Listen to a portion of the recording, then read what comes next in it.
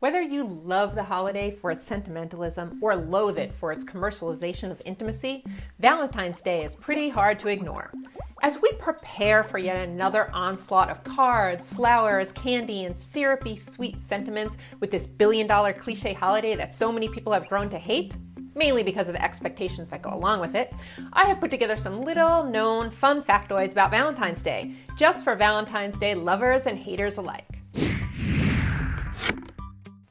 So whether love is in the air, or you are celebrating Single Awareness Day, or the newly coined Valentine's Day, I'm going to give you some fun little heart-shaped nuggets of information, and you can send this video as your Valentine's gift to your friends and family, and it costs nothing at all. Hey, it's the thought that counts, right? So, historians believe Valentine's Day actually began in ancient Rome as a pagan fertility festival called Lupercalia, Festival of the Wolf, which included sacrificing animals and whipping women with animal skins until they bled, signifying their fertility. Now that's romance. In the 1300s, it officially became a holiday associated with love and romance. The holiday was Christianized, so yay, no more animal sacrifices. And it was celebrated in mid-February because many people believe that the birds started their mating season on February 14th, which is why doves are often associated with love. In medieval times, women would spend Valentine's Day eating bizarre foods like hallucinogenic mushrooms in hopes of seeing the one that they are meant for in their dreams. Then, in the Middle Ages, young people would pull paper hearts with a name on it from a bowl and claim that person as their Valentine. The name they chose would be pinned to their sleeve for a week. This is where the saying, wearing your heart on your sleeve, comes from. We all know Saint Valentine is the patron saint of lovers and engaged couples, but he's also the patron saint of epilepsy, which he is rumored to have suffered from, the plague, greetings, travelers, young people, and beekeepers. King Henry VIII declared February 14th a holiday in 1537. The irony of this is that he killed most of his wives for not giving him a son. The first Valentines were sent in the 15th century, but it wasn't until the 17th century that people started exchanging cards and letters, and Valentine's Day started to resemble the holiday that we know it as today. And in 1913, Hallmark jumped on the bandwagon and produced its first Valentine, and soon the name Hallmark Holiday. The oldest surviving love poem was not written in a card, but rather on a clay tablet from the time of the Sumerians, who were the inventors of writing, by the way, and that was around 3500 BC. Every Valentine's Day, the Italian city of Verona, which is one of my favorite cities in Italy, by the way, receives approximately 1,000 letters that have been simply addressed to Juliet. Verona is where Romeo and Juliet, the young lovers in Shakespeare's play, were said to have lived. Shakespeare never mentioned Valentine's Day in that play, though, but he did mention it in A Midsummer's Night Dream and Hamlet. Cupid is associated with Valentine's Day because he was the son of Venus, the Roman god of love and beauty. So how did chocolate get involved? Well, physicians in the 1800s told their patients to eat chocolate in order to calm their pining for lost love. I think a lot of people still do that today, actually. About 55% of Americans celebrate Valentine's Day and spend an estimated $18.2 billion each year, including more than $1.7 billion on candy alone. The average man spends $150 on Valentine's Day, and the average woman, just $74. Step up your game, ladies!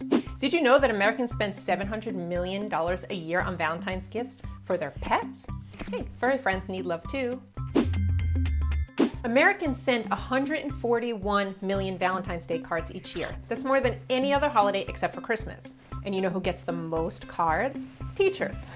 And each year, 300,000 of these cards go through Loveland, Colorado to get a special heart stamp cancellation for Valentine's Day. The most popular gift on Valentine's Day is, you guessed it, flowers, followed by chocolate and then jewelry. Americans send more than 220 million roses each year, and as many as 6 million people get engaged on February 14th. February is the second most popular month for proposals, next to December.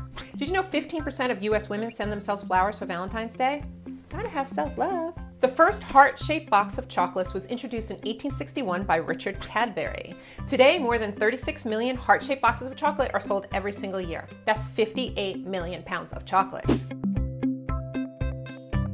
Necco Sweethearts, aka Conversation Hearts, were invented in 1866. Each box has approximately 45 different sayings in them, even if you think you're picking the same one every time. Those include true love, hug me, you rock, And you can even personalize your own. And there are about 10 new sayings added every single year. More than 8 billion of these conversation hearts are manufactured each year. Each year, enough candy hearts are produced to stretch from Valentine, Arizona to Rome, Italy, and back again. And Necco has to start making them just days after February 14th to have enough in time for next Valentine's Day. That's almost 100,000 pounds of these hearts per day.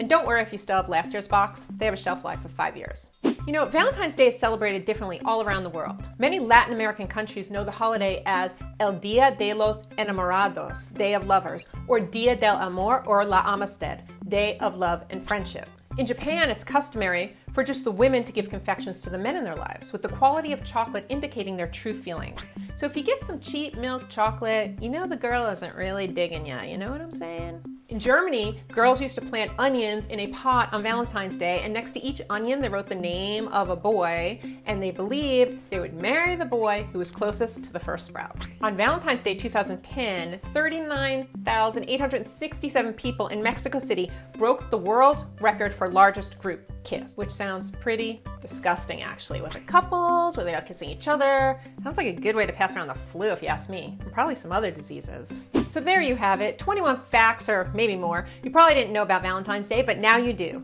Thanks for watching. Please subscribe to my channel and show me some love in the comment section below, and I will see you soon. Mwah!